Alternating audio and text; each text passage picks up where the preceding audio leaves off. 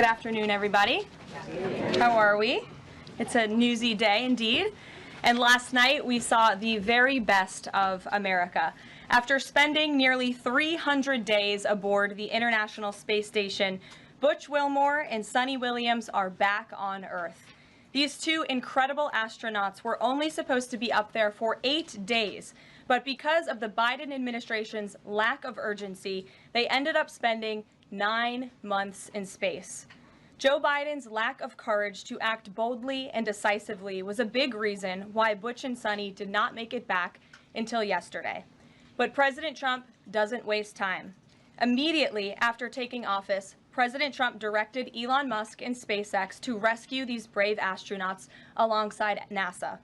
The president also called the acting administrator of NASA and told her to bring the astronauts home as soon as possible. As acting administrator Janet Petro said herself yesterday, per President Trump's direction, NASA and SpaceX worked diligently to pull the schedule a month earlier. The president looks forward to welcoming Butch and Suni to the Oval Office when they are recovered. This historic mission brings new meaning to President Trump's promise to always look out for the forgotten man and woman. On another important matter, yesterday, President Trump and President Putin spoke about the need for peace and a ceasefire in the Ukraine war. Both leaders agreed this conflict needs to end with a lasting peace and also stressed the need for improved bilateral relations between the United States and Russia. President Trump also spoke with President Zelensky this morning to align both Russia and Ukraine in terms of their needs and requests. As President Trump has said repeatedly, the precious lives and money that both Ukraine and Russia have been spending in this war would be better spent on the needs of their people. This terrible conflict would have never started with President Trump in charge, but he's determined to end it once and for all. President Trump also promised maximum transparency and a commitment to rebuild the trust of the American people in our intelligence community. Part of that promise was to fully release previously classified records related to the assassination of former President John F. Kennedy, and he made that happen yesterday. This historic release consisted of approximately 80,000 pages of previously classified records that are now published. The records are available to access either online at archives.gov/JFK or in person, accessible to the American people at the National Archives in College Park, Maryland. Records that are currently only available for in-person viewing are being digitized and will be uploaded in the coming days. On another note, positive economic data continues to pour in, showing the immediate impact of President Trump's pro-growth agenda. After suffering a steep decline in the final year of the Biden administration, the manufacturing sector came roaring back in February. Industrial production surged in February. These are new numbers, at a greater 3 times rate than the expectations to its highest ever recorded level. And President Trump's laser focus on massive deregulation and unleashing our domestic energy industry is leading to stabilities for Americans' bottom lines. As Newsweek summed it up today, gas prices are plummeting under President Trump. And the Trump administration continues to make American communities safer through our ongoing mass deportation campaign of illegal alien criminals.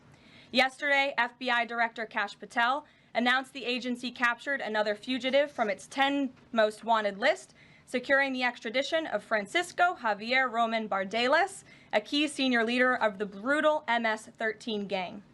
And the brave men and women of ICE also arrested a number of dangerous aliens across the country in recent days. You will see them on this screen. ICE San Francisco just arrested a citizen of Guatemala convicted of sexual battery. ICE New Orleans arrested a citizen of Ecuador convicted of rape in Suffolk County, New York. ICE Atlanta arrested a citizen of Mexico convicted of assault by strangulation. ICE Dallas arrested a citizen of Mexico convicted of assault with a firearm and rape with a foreign object. And ICE Houston arrested a citizen of Guatemala convicted of indecent sexual contact with a child in Texas. These are heinous criminal alien monsters who the previous administration allowed to flood into our country. And every time President Trump and this team deport one of them, our country becomes safer. Finally, before I open it up to questions, I want to tout how successful our efforts have been in filling out President Trump's administration. There have been a record number of 281 Senate confirmed nominations already, with another 280 in process. Here at the White House, OPM and GSA, we have filled 100% of the total number of slots.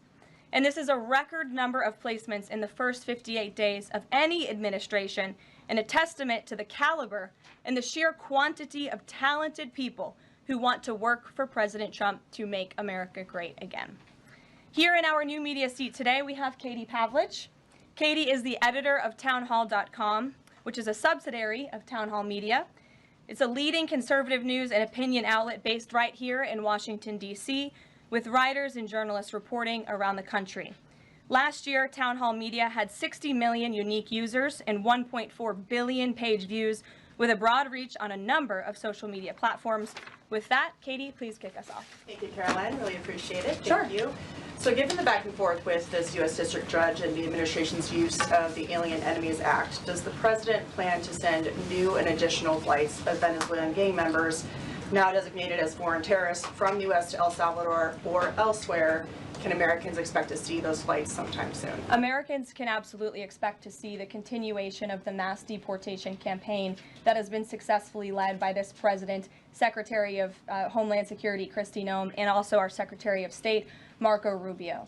Since you brought up the judges, I would like to point out that the judges in this country are acting erroneously. We have judges who are acting as partisan activists from the bench. They are trying to dictate policy from the President of the United States. They are trying to clearly slow walk this administration's agenda, and it's unacceptable. As the President said last night, we will continue to comply with these court orders. We will continue to fight these battles in courts, but it's incredibly apparent that there is a concerted effort by the far left to judge shop, to pick judges who are clearly acting as partisan activists from the bench in an attempt to derail this president's agenda. We will not allow that to happen. And not only are they usurping the will of the president and the chief executive of our country, but they are undermining the will of the American public, tens of millions of Americans who duly elected this president to implement the policies that are coming out of this White House. And then one more question.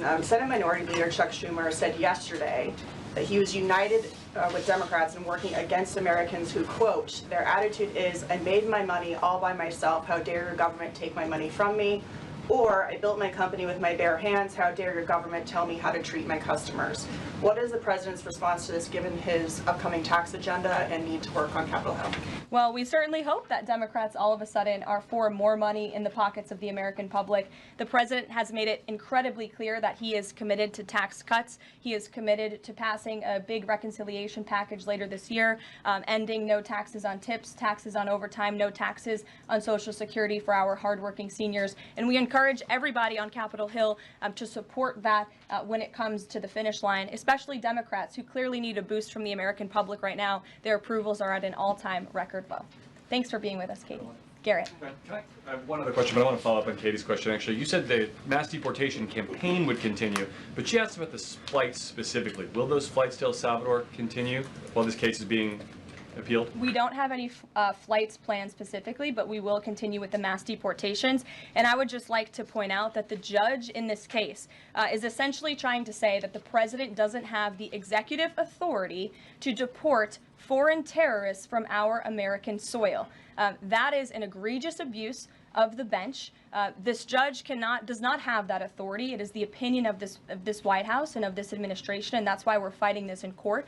And it's very, very clear that this is an activist judge who is trying to usurp the president's authority. Under the Alien Enemies Act, the president has this power, and that's why this deportation campaign has continued. And this judge, Judge Boasberg, is a Democrat activist. He was appointed by Barack Obama. His wife has donated more than $10,000 to Democrats, and he has consistently shown his disdain for this president and his policies, and it's unacceptable. You took me right where I wanted to go about the idea that these people are all foreign terrorists, but Judge Boasberg was originally appointed by George W. Bush and then elevated by Barack Obama. I just feel like I should clear that up. Well, let me just say something to that effect, Garrett. 67% of all of the injunctions in this century have come against which president? Donald J. Trump. Let me say that again. 60% of the injunctions by partisan activists in the judicial branch have come against President Donald Trump, and 92% of those have been from Democrat-appointed judges. This is a clear, concerted effort by leftists who don't like this president and are trying to impose or slow down his agenda. So, given that, do you think it's a good use of Congress's time and the president's political capital to try to impeach and remove a federal judge, which would take 67 votes you're unlikely to get in the Senate? Well, look, the president has made it clear that he believes this judge in this case should be impeached, and he has also made it clear that he has great respect for the Chief Justice John Roberts, and it's incumbent upon the Supreme Court to rein in these activist judges. These partisan activists are undermining the judicial branch by doing so. We have co-equal branches of government for a reason, and the president feels very strongly about that. Jackie. Thanks, Caroline. What options does the president have to, he says he's going to follow court orders. He wouldn't defy a court order, but he's raised these concerns about these judges acting in such a partisan way. Yet what option does he have to ensure that his agenda continues to move forward while this is ongoing and the judges appear to be trying to just block and delay and impede? Well, you're right. They are trying to block, delay, and impede. This is lawfare. The president is no stranger to it. He faced it in his campaign, and this is a continuation of the lawfare that President Trump faced as a candidate, and he's now unfortunately facing as a president. Clearly, these partisan activists in the judicial branch didn't get the memo on November 5th when the American people overwhelmingly re-elected this president to continue with mass deportations. So White House counsel and the Department of Justice are working on this. They're appealing these cases, and we will continue to use the full weight of the White House counsel's office and the president's team of lawyers to fight this in court, because we know we will win, even if we have to go all the way to the Supreme Court. One more on TDA. Andy McCarthy said in an interview with Hugh Hewitt, he certainly agrees with what the president is trying to do with the Alien Enemies Act, but he's not sure that the law is completely on his side. He cites some previous Supreme Court rulings dealing with enemy combatants in wartime, says that even they have a challenge or a right to challenge their detention in court. He raised concern also that while TDA has been designated as a terrorist organization, these individuals hadn't been prosecuted for terrorism. So my question is, will the president ask Congress potentially to declare war on these cartels for the invasion that he's talked about so that he's on stronger legal footing? Well, we absolutely disagree with the legal opinion of the individual that you mentioned. We would not have moved forward with this if we didn't believe the president. This was within the president's executive authority to continue with this mass deportation effort under the authority provided to him under the Alien Enemies Act. And when you read the act, as I did last time at the podium, a predatory incursion is absolutely what has happened with Tren de Aragua. They have been sent here by the hostile Maduro regime in Venezuela, and the president, immediately upon taking office, designated TDA as a foreign terrorist organization. And under this act, it is within the president's authority to deport these terrorists. And anybody trying to defend these terrorists who have now been sent off of American soil should talk to the families of the individuals who these heinous monsters have killed and have raped. If you talk to those families, they are so heartened by the president's decision to take tough action and to use his executive authority, something that no other president has been willing to do, because President Trump does what he says he's going to do, and he is deporting these foreign terrorists from American soil to secure our homeland, and he's within his rights to do that. Jennifer. Very quickly on Tesla, there's a website that's trying to dox Tesla owners across the country and saying they're only going to take down personal information when people show that they've sold their cars. What's the administration going to do about that? I haven't seen that website, but we certainly think it's despicable, the violence that has taken place against Tesla, the company, its employees, and also just Americans who have chosen to drive an electric vehicle. Many of them are Democrats, by the way. Democrats were big supporters of Tesla and of electric vehicles until Elon Musk decided to vote for Donald Trump. So we would like Democrats to also come out and condemn this heinous violence that we have seen, and I believe the Attorney General has said she's investigating these incidents as acts of domestic terrorism. Jennifer. On Ukraine, can you say, is the White House going to pause foreign military aid or intelligence sharing with Ukraine, as Russia says it's pushing for, and then have a follow-up on the Federal Trade Commission? Sure. When it comes to Ukraine, I do have a statement for you from the National Security Advisor and also the Secretary of State. First, I'd like to reiterate what the President said earlier following his call with President Zelensky this morning. He said he just completed a very good telephone call with President Zelensky. It lasted approximately 1 hour. Much of the discussion was based on the call made yesterday with President Putin in order to align both Russia and Ukraine in terms of their requests and needs. We are very much on track, and I will ask Secretary of State Marco Rubio and Mike Waltz to give an accurate description of the points discussed. That statement will be put out shortly. Well, I have that statement for you right here. Bear with me as I read it. Today, President Trump and Ukraine's President Volodymyr Zelensky had a fantastic phone conversation. President Zelensky thanked President Trump for a productive start for the work of the Ukrainian and American teams in Jeddah on March 11th. The meeting of the senior officials from both nations significantly helped in moving toward ending the war. President Zelensky thanked President Trump for the support of the United States, especially the Javelin missiles that President Trump was first to provide in his efforts towards peace. The leaders agreed Ukraine and America will continue working together to bring about a real end to the war, and that lasting peace under President Trump's leadership can be achieved. President Trump fully briefed President Zelensky on his conversation with Putin and the key issues discussed. They reviewed the situation in Kursk and agreed to share information closely between their defense staffs as the battlefield situation evolved. President Zelensky asked for additional air defense systems to protect his civilians, particularly Patriot missile systems, and President Trump agreed to work with him to find what was available, particularly in Europe. The two leaders also agreed on a partial ceasefire against energy.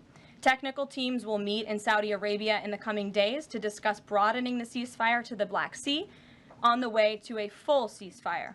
They agreed this could be the first step toward the full end of the war and ensuring security. President Zelensky was grateful for the president's leadership in this effort and reiterated his willingness to adopt a full ceasefire.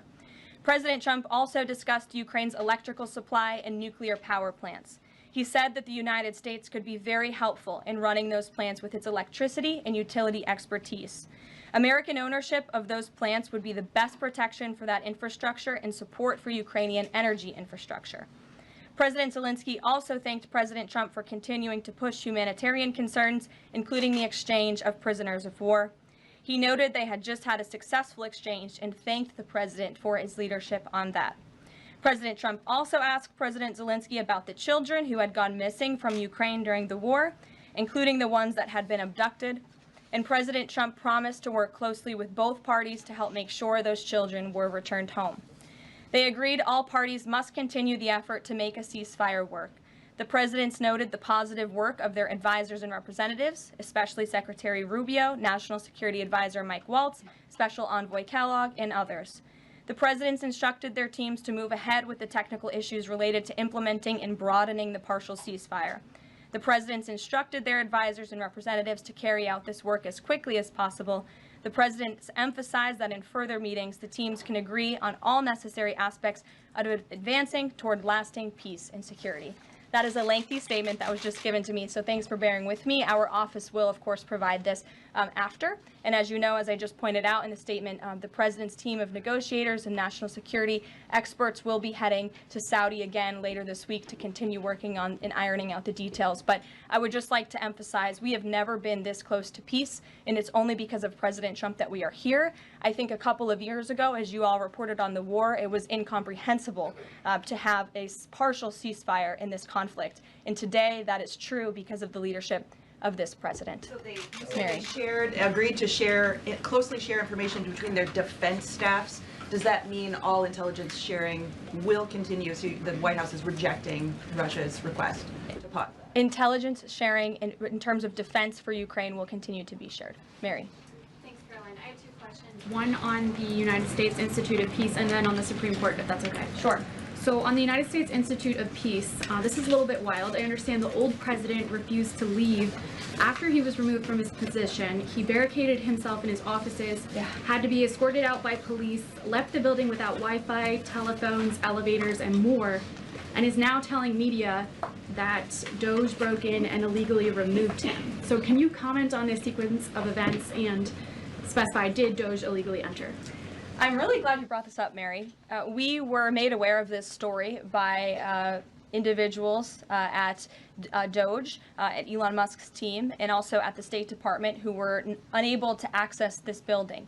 And it became very clear that there was a concerted effort amongst the rogue bureaucrats at the United States Institute of Peace to actually physically barricade themselves essentially inside of the building to prevent political appointees of this administration who work at the direction of the President of the United States to get into the building. There was a piece in the Daily Caller, thank you for sharing the truth on this, about what happened. Staff contacted the MPD in an attempt to prevent Doge personnel from entering. They barricaded the doors.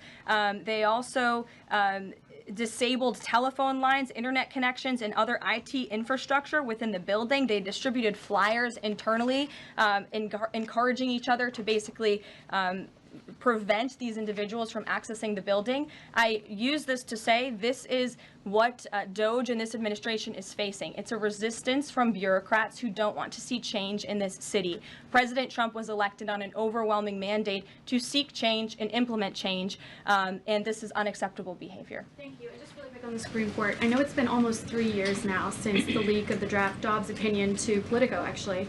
A leak which sparked protesting outside the homes of the justices and even brought on one attempted assassination attempt. I know Justice Alito said that it made the justices targets for assassination, but yet the Supreme Court has not tracked down any leaker. Does the White House have interest in finding out who that leaker was, and can you comment on that at all? I know generally speaking the president has an interest in finding leakers and he believes it's unacceptable, and it's the position of this administration. You've seen the Secretary of Homeland Security has taken tough action at her agency. Leaking is unacceptable to this president and to the leaders across the board in this cabinet, especially when it puts people in harm's way. Sure. Thank you, Caroline. A mom whose daughter was forced to change in a locker room with a biological male at school filed a complaint with the DOJ. How will the Trump DOJ deal with violations of President Trump's orders protecting women and girls like this? I would defer you to the Department of Justice on that specific case, but the president has made it incredibly clear that it is the policy of this administration that there are only two genders, male and female, only two sexes rather, male and female, and that we are not going to tolerate such behavior by men pretending to be women.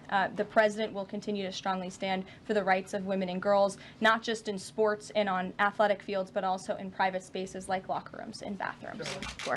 Go ahead. Thank you. On the FTC, two quick questions. Can you explain the president's thinking in his decision to fire the two Democratic commissioners, especially given that Mark Meadows is on track to be confirmed next week and there would be a Republican majority? My biggest question is why now? Sure. Because the time was right to let these people go, and the president absolutely has the authority to do it, and they were given ample notice in a letter that I believe your outlet reported on, so it pretty much explains exactly why this administration chose to let those individuals go. Is the ultimate goal to get this to the Supreme Court to try to overturn the 1935 precedent? The goal was to let these individuals go. If we have to fight it all the way to the Supreme Court, we certainly will. Rachel. Back to those deportation flights to El Salvador, can the administration provide any more details on how authorities determined that each of those men were in fact members of a gang? And if the White House can publish images, photos, videos of those men, why can't the administration just release basic information like their identities and names? We are not going to reveal operational details about a counterterrorism operation, but what I can assure you, as I said on Monday, we have the highest degree of confidence in our ICE agents and our Customs and Border Patrol agents who have committed their lives to targeting illegal criminals in our country, particularly foreign terrorists, and they had great evidence and indication. They have the highest degree of professionalism, and they were 100% confident in the individuals that were sent home on these flights and in the president's executive authority to do that. Follow up, I know in the last briefing you cited privacy concerns as a reason why the administration may not be able to reveal the identities. What exactly are the privacy rights of immigrants who were deported that the administration says were dangerous enough to be sent to El Salvador and sit in a prison? Again, as I just said, we're not going to reveal the operational details of a counterterrorism operation for quite obvious reasons. We're trying to combat terrorism here in the United States of America. Jeff. I could ask something else about the phone call yesterday. There was a couple different readouts from the Kremlin and the U.S. on a couple different points. One was energy and infrastructure. The U.S. statement said energy and infrastructure. The Kremlin said energy infrastructure. What is your understanding of what the actual substance of that disagreement was, then I have one other question on that. I would defer you to the readout that was provided by the White House. That's our understanding, and that's the truth. And if I could ask a question about the judge as well. How does a president define a bad judge? Is it just someone who disagrees with him? And is that No. a dangerous precedent in this case, because this is a temporary ruling from Judge Boasberg that he could ultimately rule in your favor? Is he setting up a standard here for calling for the impeachment of a judge who may ultimately rule on your side? No, it has nothing to do with disagreeing with the president on policy. It's with disagreeing with the Constitution and the law. And it's trying to usurp the authority of the executive branch of this country. It's having baseless reasoning for these injunctions. And it's a clear effort by these judges to slow roll this president's agenda. And if you just look at the injunctions that this president has faced, deporting foreign terrorists from our homeland, hiring and firing of executive branch of employees, which when the president is the executive of the executive branch. You also see an injunction by a partisan activist judge when it comes to the Secretary of Defense trying to determine the readiness of our troops and the qualifications of our troops in our armed forces. Does a single district court judge really have more authority over the Commander-in-Chief and the Secretary of Defense to determine who should serve in our United States Armed Forces? Absolutely not. Anyone who has taken a basic civics lesson can understand that, and it's ridiculous lawfare that we are witnessing. And it's The president said he respects the Chief Justice here.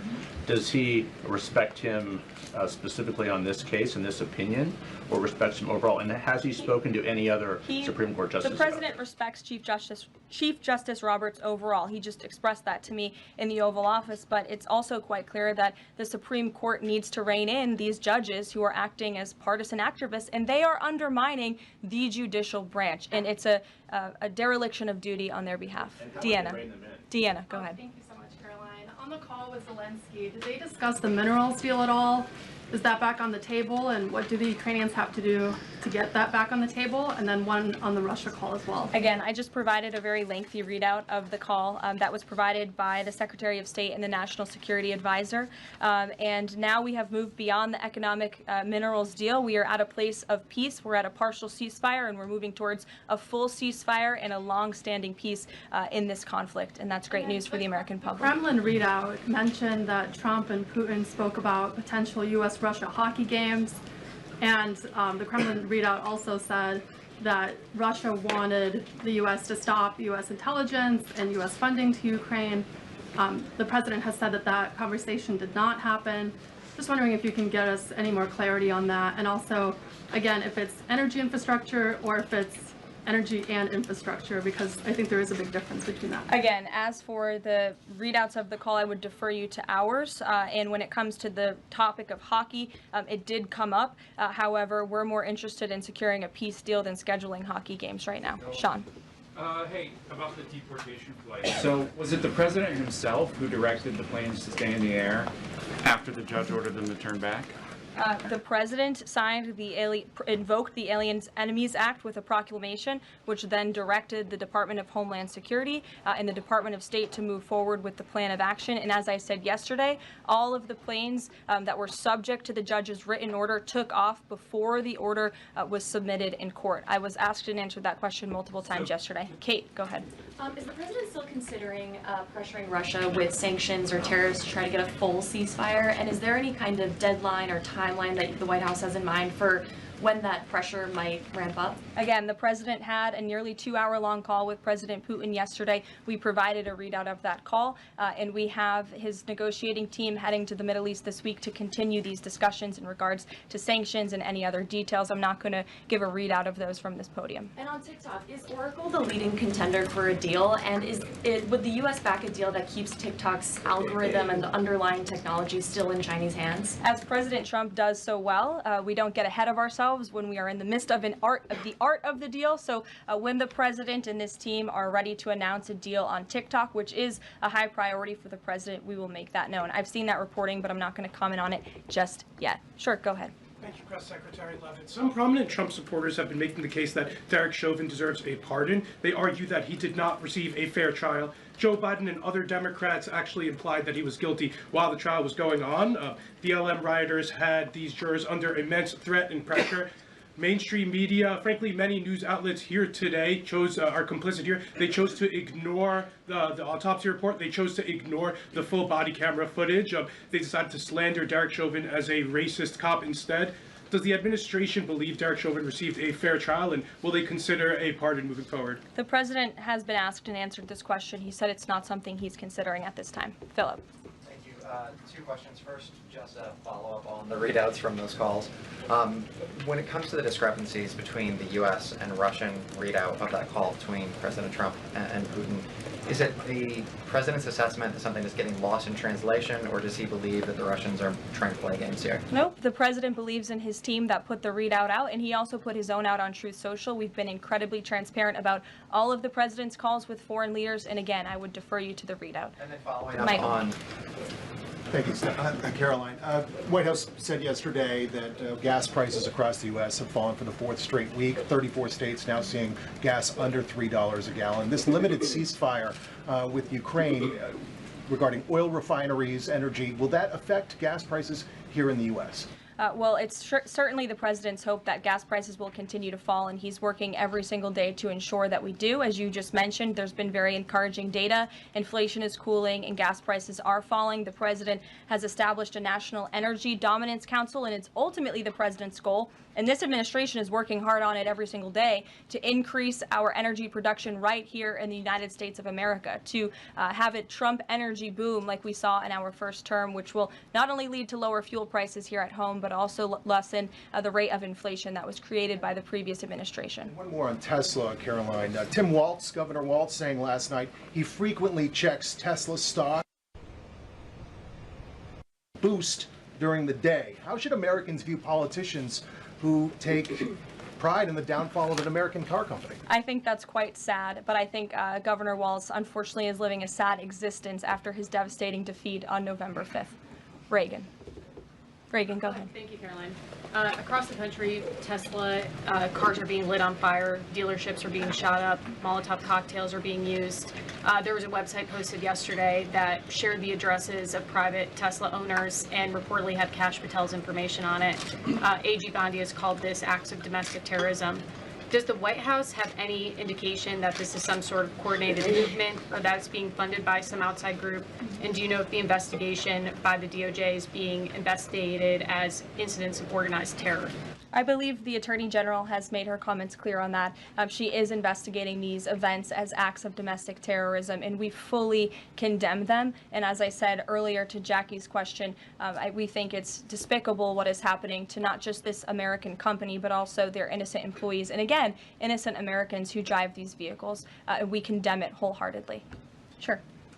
More than 24,000 workers in 18 agencies are in the process of being reinstated.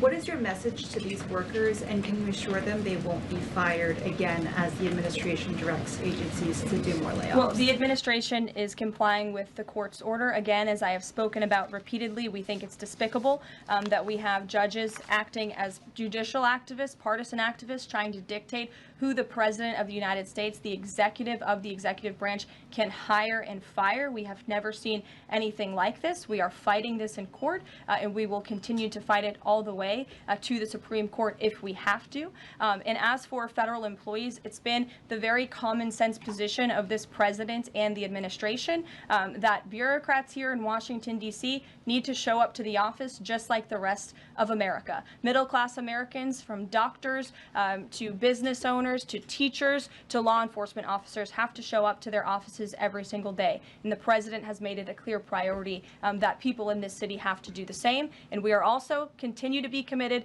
to reducing the scale of our workforce and to reducing the size of our federal bureaucracy here in Washington, D.C. to save taxpayers' money. Annie, go ahead. Thanks so much. In the statement that you read, you referenced the president's interest in helping return Ukrainian children to their parents and to their families. There's an organization that provides intel and information about those children that their aid has been cut. It's a Yale University program that used foreign aid. And I'm curious if, as part of this new thinking with Ukraine, that aid might be unfrozen. I have no updates about that or that specific program at this time. Karen. Follow up on your answer to the question on the minerals deal. You said that the White House has moved beyond the minerals deal. What does that mean? Is that no longer on the table? Nope. It means the minerals deal was that first set of framework that you all saw in that very public meeting with President Zelensky and President Trump in the Oval Office. We are now focused on a long-term peace agreement. As you know, on that deal or that meeting between President Zelensky and President Trump, the Ukrainian president at the time wasn't talking about a greater peace deal. We are now at that place where we are talking about that. So we've moved beyond just the economic minerals deal framework, and we're looking at a lasting ceasefire. Right now we're at a partial ceasefire, but again, the president is sending his highly skilled, intelligent, and experienced team to Saudi Arabia later this week to continue fighting for peace in this conflict. And I would just reiterate one more time, we have never been closer to peace than we are today. Thank you very much, everybody. We'll see you later.